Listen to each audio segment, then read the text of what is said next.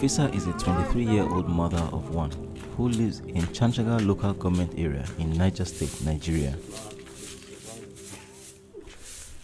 Nafisa's experience during her first pregnancy was a harrowing one.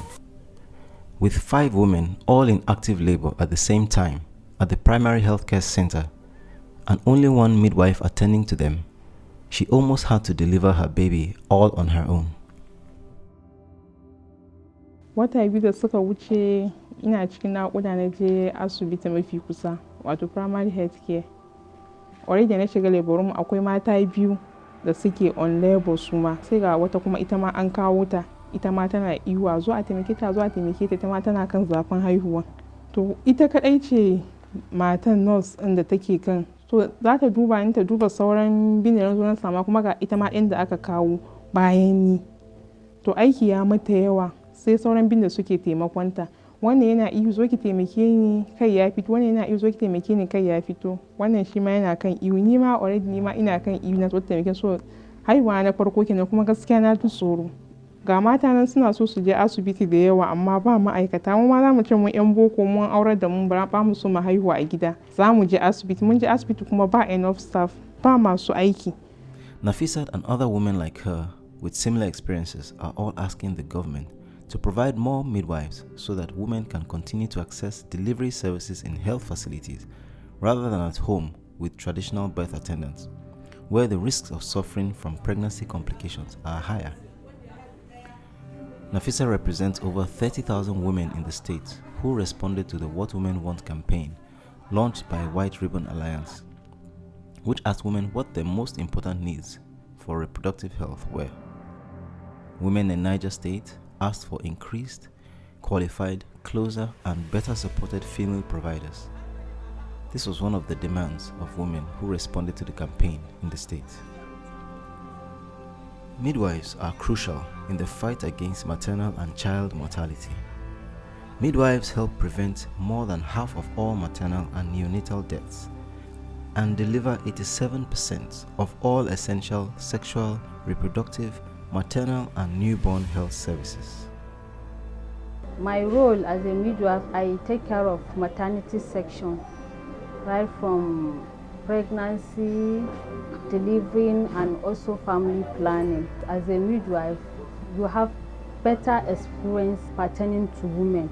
She can recognize complication at any time and refer immediately to the higher facility. I'm appealing to government to help us on this issue of midwife. If we had more midwives in our facility, I think we'll handle more complications easier. Rukayat's story is even more heartbreaking. What happened to me last year was a very terrible thing that I will never forget in my life. I was pregnant for 9 months. One night I was in my room. In the night, I start experiencing labor.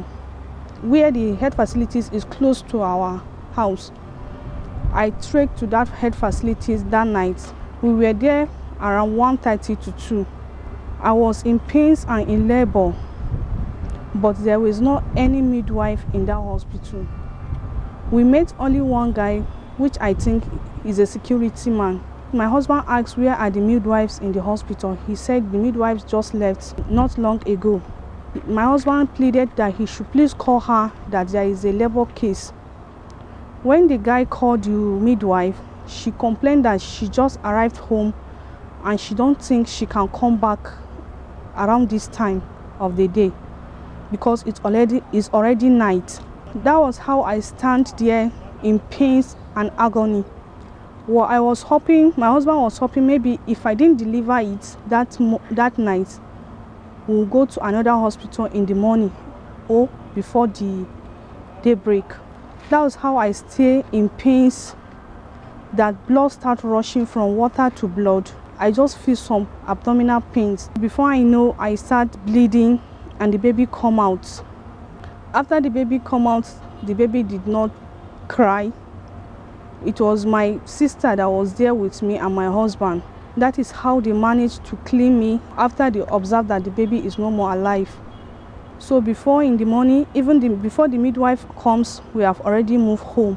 So they follow us to our home and plead on my husband that he should please forgive them. The work is too much for her. She's the only midwife there. So my husband said that is how God wanted it to be. It is not our luck. But I, as a mother, I feel the pains, and the pains is still in me. How could a mother carry a pregnancy for 9 months, and when it comes to delivery time, there will not be any midwife to attend to her? Please, government should look at this situation. Government should please provide more midwives to sustain our life, to help us, we women. Had it been the midwives are there in that hospital, maybe my child will have still been alive, or I could have not gone through this pain. Rukayat lost her baby because there were no midwives available to attend to her in the middle of the night when her labor had reached an advanced stage. In a recent assessment called What Midwives Want, involving midwives across the 24 local government areas of Niger State, midwives highlighted some factors that hinder their performance. As a midwife, taking responsibility of antenatal, deliveries, and family planning also, at times it's reduced the quality of my services to my clients. Honestly, I need more midwives to assist me to carry out these services to the women in the community. My daughter delivered last Thursday in one of the facilities in the town, in the state capital, and it was just a midwife, and there were 3 of them in labor in the night around 1 a.m. So she was in a hurry to go and take care for the other person. Once a baby is delivered, within 30 minutes, that baby is supposed to be put to breast to initiate breastfeeding. But that was not done because she was in a hurry to go and take care of another patient. Although Niger State had 347 midwives as at the time of the assessment in 2020, 283 of these were employed by the Saving 1 Million Lives program, a program which ended in the first quarter of 2021. This means Niger State has only 64 midwives presently. That is one of our greatest challenge in the state, shortage of manpower, especially nurses and midwives. We paid an advocacy visit to the state government where we met the deputy governor and we presented our data to him, data of nurses and midwives that have left the service from 2015 to 2020. We have a gap of about 300 midwives and nurses that have left the service. What we did to bridge the gap was to adopt the tax sharing and tax shifting policy in the state, whereby we are trained to do the work of a midwife. With this domestication of tax shifting, tax sharing policy, at least we are able to take deliveries and we train them. So at least we are still crying to the government to please recruit more midwives so that things can be done well. There are certain things that midwives are supposed to do for a patient immediately a patient is delivered. The WHO standard for manpower is, I think, 5 patients to 1 midwife. But here we have more than 500 to 1 midwife. So please, we are pleading that recruitment should be done for us so that the services can go on smoothly without any hitch. Honestly, I want government to employ more midwives at the local government level, and our salary should be a little bit improved so that we encourage them to come down to the local government. And also, midwives have inadequate equipment and delivery kits at primary healthcare centers to carry out their duties for delivery, family planning, and child health services.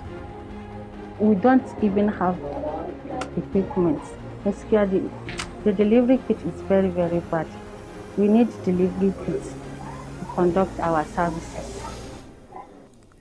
In addition, midwives do not have clearly defined job roles and responsibilities at primary healthcare centers and are assigned to carry out administrative tasks which conflict with their primary role of service delivery. So what do women and girls in Niger State need? We need our government to recruit more midwives for every primary healthcare center across the 274 focal wards in Niger State. Secondly, we need our government to provide adequate equipment and delivery kits to enable midwives to provide quality services for women, girls, and children. Thirdly, we need the Ministry of Health to develop and disseminate clearly defined job roles and responsibilities for midwives in all primary healthcare centers. Midwives are central to reducing maternal mortality indices in the state. It is time to follow the data and invest in midwives.